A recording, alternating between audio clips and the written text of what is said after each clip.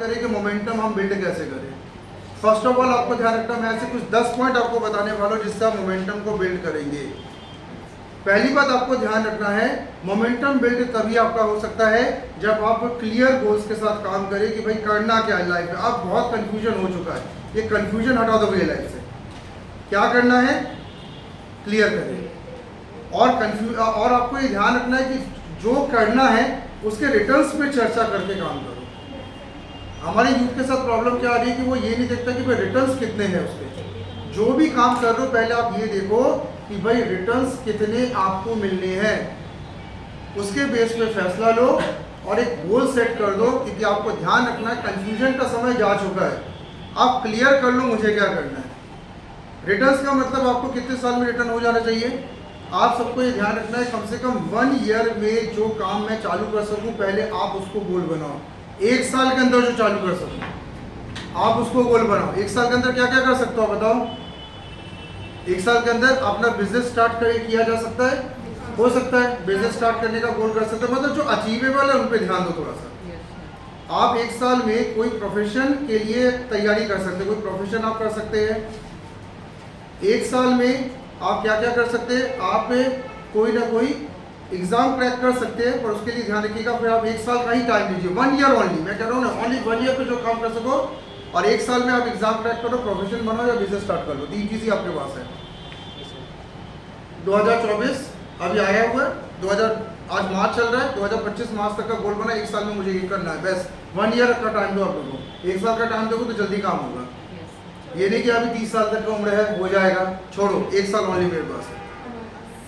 दूसरा आपको ध्यान रखना है, जब गोल आपका क्लियर हो जाता है, गोल क्लियर होने के बाद एक इंपॉर्टेंट चीज़ आप सबको करना है, रेजिस्टेंस का एक नीति मैं आपको बता देता हूँ। रेजिस्टेंस का मतलब है आप दूरी बनाइए उन पर्सन से जो लो या मीडियम नॉलेज रखते हैं किसी भी चीज़ का। मैं आपको यहाँ पे बता दे रहा हूँ, सबसे ज़्यादा दिमाग खराब आपका कौन करते हैं, ऐसे लोग जिनको या तो नॉलेज नहीं कि उस चीज़ का जो आप करना चाहते हैं या फिर मीडियम नॉलेज रखते हैं। आपने सोचा कि चलो 1 साल के अंदर हम क्या कहते हैं सीए के एग्ज़ाम को क्रैक करने की पूरी तैयारी कर लेंगे। अभी 1 ईयर का गोल है, 1 ईयर के अंदर मैं सीए के एग्ज़ाम दूंगा, क्रैक कर दूंगा, या मुझे 1 साल के अंदर एक अच्छा प्रोफेशन या बिजनेस मुझे ओपन कर लेना है। जब आपने ठान लिया उसके बाद क्यों फेल हो गए। आपने ठान लिया कि मुझे ये काम करना है, मालूम किसी ने सोचा कि हम बैंक में एग्ज़ाम निकाल देंगे, हमने IBPS निकाल लेंगे, हम रेलवे के एग्ज़ाम निकाल लेंगे, तो फिर 1 साल में निकाल क्यों नहीं पाए। किसी ने आपको पढ़ने से रोका था क्या, रोका था। ऐसे लोगों से आपकी दोस्ती नहीं है, दोस्ती ऐसे लोगों से हुई जिनको उसका पता ही नहीं। अब तुमने कहा मुझे IPS करना है, बोले कहा IPS होगा नहीं, ऐसा नहीं वैसा नहीं, कहानी खत्म। IT इंडस्ट्री में तो IT सेक्टर में तो हमारे जबलपुर में इतने लोगों ने रेजिस्टेंस करके रखा, हम क्या बोले। IT इंजीनियर इन दोनों सेक्टर्स में मैंने रेजिस्टेंस इतने अपने शहर में देखे हैं, कई बार तो मैं भी अपनी उम्मीद हार जाता हूँ कि मैं IT कभी मैं कर पाऊंगा, पूरा भी नहीं कर पाऊंगा। लो कैटेगरी और मीडियम कैटेगरी लोगों से थोड़ा दूर रहिएगा भाई। क्या होता है, यही आपके क्या कहते हैं कैरियर को पूरा स्लो कर देता है, कंफ्यूजन डाल देते हैं ना। जिनको नॉलेज नहीं उनसे बात क्यों करनी है आपको। और इनमें मैं आपके उन परिवार के रिश्तेदारों की भी बात कर रहा हूँ जो आपसे उम्र में ज़्यादा है लेकिन उनका प्रोफेशन अलग है। मान लो कोई लॉयर है, तो लॉयर जो पर्सन वो डॉक्टर को थोड़ा ज्ञान दे सकता है कि डॉक्टरी में कुछ नहीं है। अरे तुम्हें पता है कि तुम्हारा लॉयर साइन है, तो उनसे दूर रहो। जो तुम्हारे जो जानकार नहीं है इस फील्ड को, उनसे दूर रहना पड़ेगा आपको, तो दूरी बनानी पड़ेगी। तीसरा आपको यहाँ पे क्या करना है, तीसरा आपको यहाँ पे ध्यान रखना वो है आपको अपना कॉन्फिडेंस थोड़ा बिल्ड करके रखना पड़ेगा। मैं आपको इस सबको यहाँ पे बता दे रहा हूँ, खेल सारा इसी का है। और इस दौरान ध्यान रखिएगा, भगवान भी एक बहुत अच्छा परीक्षा लेता है। जब आपने गोल सेट करके आगे बढ़ते हो ना, सबसे पहले भगवान आपको रेजिस्टेंस के तौर पे ऐसे लोग भेजता है जो आपके दिमाग को खत्म कर दे। आप देखिएगा आपको प्यार भी उस समय ज़्यादा होता है जिस समय लक्ष्य होता है।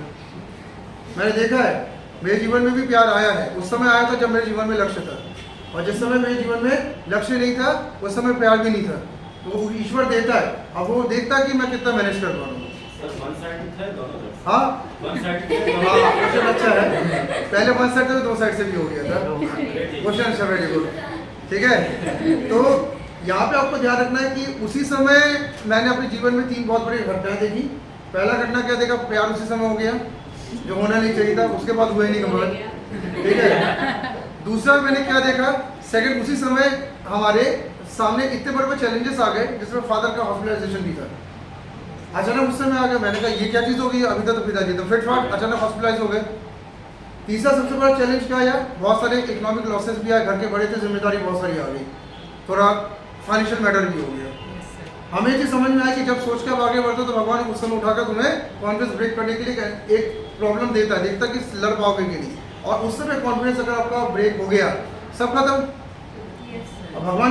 भगवान परीक्षा को लेता है, देखता है कि तुम कितना कर सकते हो, तो कॉन्फिडेंस को आपको क्या करना, बढ़ा रखना है। बैठो, और आप सबको यहाँ पे ध्यान रखना है, कॉन्फिडेंस एक ऐसी चीज़ है, ध्यान रखिएगा, जो बनने में बहुत टाइम लग जाता है, टूटने में सिर्फ कुछ घंटे लगते हैं। आपने इस चीज़ को देखा होगा, कई बार आप बहुत ज़्यादा विचलित हो जाते हैं। मैंने कई बच्चों को देखा जिनका सरकारी नौकरी में सिलेक्शन नहीं होता है। मेरा भी एक बार ऐसे जीवन में आया था, जब मेरा बैंक में सिलेक्शन नहीं हुआ था, उस दिन मेरा कॉन्फिडेंस इतना टूट गया था कि मुझे लगा सब खत्म हो गया, 30 का एज हो गया था, सब खत्म। तो कॉन्फिडेंस लेना बिल्ड करने में बहुत पावर लगती है। पूरे दिन भर अच्छी किताबें पढ़ो, गीता पढ़ो, रामायण पढ़ो, ये पढ़ो, लोगों से मिलो, अच्छी किताबें, ज्ञान की बातें सुनो, टूटने में एक झटके में सब साफ। और कॉन्फिडेंस जाने के बाद क्या होता है, आपकी हालत ठीक वैसी हो जाती है जैसे गाड़ी में फ्यूल ही नहीं है, पेट्रोल नहीं है। कॉन्फिडेंस टूटने के बाद ऐसी हो जाती है ना, गाड़ी तो है, पेट्रोल ही नहीं तो कहाँ आगे बढ़ लोगे। तो कॉन्फिडेंस को देखो बिल्ड तो करना पड़ेगा। यही तुम्हारे पास एक पूंजी है। तुम लोग कहते हो ना कि भाई मेरे पास मेरे पिताजी का बहुत कुछ रखा है, उससे कुछ नहीं, तुम्हारी पूंजी यही है। जे टूटा ना, कोई कुछ नहीं कर सकता। चौथा क्या करना है, चौथा थोड़ा नेगेटिविटी से बच के रहो। भैया नेगेटिविटी से आपको बच के रहना पड़ेगा। हालांकि इससे बचना आजकल थोड़ा सा इम्पॉसिबल इसलिए होता जा रहा है, कारण क्या है कि हमें बहुत लोग नेगेटिव ज्ञान देते रहते हैं, ठीक है। 4th पॉइंट हम नेगेटिविटी लिखिएगा। आपको ये ध्यान रखना है कि करियर एंड का एक बहुत बड़ा कारण आपकी नेगेटिविटी भी है। नेगेटिविटी किस चीज़ से, कैसे नेगेटिविटी हर्ट कर रही है जरा बताइएगा। आपको अच्छे से पता है कि जिस दिन आपने नेगेटिव खुद के बारे में सोच लिया, आप अपनी एनर्जी वैसे ही खुद की डाउन कर ले रहे हो। होता है एनर्जी डाउन। कभी थोड़ा महसूस करके देखना, कल जब संडे का दिन है, सुबह पहले रोने वाले 2 गाने सुनना। जब दिल ही टूट गया, जी के क्या करे, तुम्हारा दिल नहीं टूटा है लेकिन तुमने गाने सुन लिए ऐसे वाले। उसके बाद तुम देखना तुम्हारे पहले कंधे ऐसे हो जाएंगे, गर्दन ऐसी, कमर झुक गई, शक्ल एकदम मुरझा गई, और तुम्हें पूरा दिन हर चीज़ में नेगेटिव दिखेगा। एनर्जी डाउन करना जीवन में बहुत आसान है। सिर्फ एक गाना सुन के एनर्जी डाउन कर सकते हो, या एक कोई मनुष्य व्यक्ति के साथ बैठ जाओ और भाई क्या हो रहा है, उसने पूरा दुखा रो दिया, तुम क्या हो गए, ऐसे हो गए, ठीक है। और उसके बाद फिर तुम सीधे होने में कितना टाइम लगता है बताओ। उसने तो तुम्हें मनुष्य फैला के निकल गया ना, उसके बाद रिकवरी करने में कितना टाइम लगेगा। पता चला कई लोग पूरे जीवन ही यही रहते हैं, पूरे जीवन 2 मिनट से ऐसे बैठे हुए, क्या हो गया भाई, सर बहुत नेगेटिविटी लग रही है। ज़्यादा समय तक नेगेटिविटी लगती है तो क्या बन जाएगा, इसी से तो बचना आपको। ये सबसे बड़ी समस्या है जो आपको ध्यान रखना। नेगेटिविटी आगे आपको घेरती हुई डिप्रेशन। ऐसा देखा गया है, मैं जेंडर की बात नहीं कर रहा हूँ, ऐसा देखा गया है कि डिप्रेशन में गर्ल्स से ज़्यादा बॉयज डिप्रेशन में जल्दी जाते हैं। गर्ल्स के अंदर एक पावर भगवान ने देखे रखी कि गर्ल्स बहुत थोड़ी हंसमुख होती है, दिल की बात बता देती है, तो गर्ल्स रिकवरी जल्दी करती है, मैंने इसे देखा है। और गर्ल्स के साथ रहो तो अपनी भी कई बार नेगेटिविटी खत्म हो जाती है, तो जो पावर रहता है गर्ल्स के अंदर। हालांकि कुछ गर्ल्स शादी के बाद नेगेटिव डिप्रेशन भूल जाती है, ऐसा भी देखा गया है। शादी के पहले लड़कियां डिप्रेशन हटाती, शादी में डिप्रेशन लाती है, ऐसा भी देखा गया है। लेकिन डिप्रेशन में बॉयज बहुत जल्दी चले जाते हैं, और ये डिप्रेशन समझ में नहीं आता। बाद में आपको एक चीज़ समझ में आती है, जब आप अचानक अपनी एनर्जी सब कुछ गंवाने लगते हैं, तो आप समझ में आता है कि आप डिप्रेशन में चले गए। तो नेगेटिविटी देखो आपको कंट्रोल करना पड़ेगा।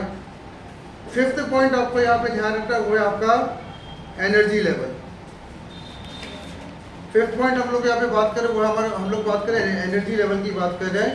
शरीर में कितनी एनर्जी है, ताकत कितनी है, क्योंकि दुनिया ध्यान रखता है एनर्जी को बूझती है, ताकत को बूझती है।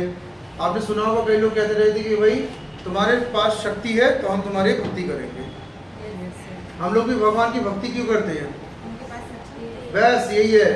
भगवान के पास शक्ति है तो भक्ति करते रहते ना, भगवान पैसा दे दो, भगवान गाड़ी मोटर दे दो, ठीक है, और जो नहीं है उसको, जो है वो भी मांगते रहते हो, और बड़ा दे दो, इतनी गाड़ी छोटी गाड़ी और बड़ा दे दो। शक्ति है तो भक्ति होती है ना। आप ये जानते हो दुनिया का एक बहुत बड़ा नियम है, जिसके पास शक्ति उसके सामने आप खुद जाके झुक जाते हो। अभी मान लो सांसद जी आ जाए, विधायक जी अगर आ जाए तो अचानक तुम लोग खड़े क्यों हो जाते हो? माता पिता है तुम्हारे, तुम्हारे गुरु है, माँ और अनु भैया आ गए, अचानक सब खड़े हो गए, बोलना भी नहीं पड़ता, तो सब खड़े हो जाते, ठीक है? तो काहे खड़े हो गए? उनके पास अभी एक शक्ति है, वो महापौर है, विधायक है, सांसद है। जब नहीं रहेंगे तब खड़े हो गए क्या? तब मतलब ऐसे बैठे हो, आए तो कौन सी बड़ी बात है, आए तो आ गए। आपको यहाँ पे ध्यान रखना है कि मेन देखो कारण है एनर्जी लेवल के, लेकिन ये तो बाहरी एनर्जी की बात कर रहा हूँ। अभी हमें ध्यान रखना है हमारे पास इनर एनर्जी की, हम लोग को क्या करना है, काम करना है। एक इम्पॉर्टेंट चीज आपको ध्यान रखनी है, ये एनर्जी ध्यान रखिएगा, आपको खुद मेंटेन करनी है। शरीर में एनर्जी होता है, वो ये मत बोलिएगा कि मेरे शरीर में एनर्जी नहीं। जैसे बहुत दुबले पतले लोगों को देख के आप कहते हो अरे ये तो उसको खाया पिया नहीं, एनर्जी नहीं है। शरीर में एनर्जी है, एनर्जी को चैनलाइज करना पड़ता है, ठीक है? ध्यान दो, शरीर में एनर्जी है, एनर्जी को क्या करना पड़ता है, चैनलाइज। सबके शरीर में एनर्जी है, चैनलाइज करने के लिए जो कहा जाता है ना कि आप अगर एनर्जी को चैनलाइज करना चाहते हो तो आप सुबह सुबह जाकर जो जिम ज्वाइन करते हैं वो तो 1 घंटे 1.5 घंटे जिम भी कर लेते, दौड़ लगाने वाले 2 घंटे, कई बार 1-2 घंटे दौड़ भी लगा लेते। और सबसे बड़ी बात है, क्रिकेटर्स को देख लो, पूरे दिन टेस्ट मैच में 5 दिन खेलते हैं, इतनी दौड़ लगाते हैं, इतने ज़्यादा छक्के जो मारते हैं, उसके बाद भी तो उनकी शरीर टूटती नहीं है। मतलब ध्यान रखिएगा, एनर्जी है, उसको क्या करना है तुम्हें, चैनलाइज, ठीक है? बैठ जाऊंगा, उसको हमें क्या करना है, चैनलाइज करना है। और ये आपको ध्यान रखना है, इसी काम को आपको सीखना पड़ेगा। सब थोड़ा इधर देखिएगा 2 मिनट। चैनलाइज करने के लिए क्या करें, आपको ये ध्यान रखना है, एनर्जी आपके पास बहुत है। चैनलाइज करने के लिए क्या करना है, चैनलाइज करने के लिए आपको करना होता है सुबह उठ के प्लानिंग, और कुछ करना क्या, एक रजिस्टर लो, एक पेन लो, लिख लो आज क्या करना है, हो गए चैनलाइज। इतना ही तो करना है, कौन सा रॉकेट साइंस है। सुबह डायरी निकालो, पेन निकालो, और एक ऐसी जगह ढूंढो जहाँ पे कोई ना तुम्हें परेशान करने वाला हो, बैठ के क्या करो, लिख लो आज मुझे 6-7 काम करने हैं, हो गया चैनलाइज, ऑटोमेटिक काम हो जाएगा। इससे ज्यादा कुछ करने की जरूरत है क्या? इतना ही तो करने कहते हैं, डायरी पेन किससे दोस्ती करो, बात खत्म। तो आपको यहाँ पे ध्यान रखना, मोमेंटम बिल्डिंग के मैंने शुरुआत में आपको 5 पॉइंट अभी बताया, अगले सेशन में 5 अभी और पॉइंट आपको बताऊंगा, उसके बाद हम काली लाइन्स की तरफ जा रहे हैं, ठीक है? ऑफ करना।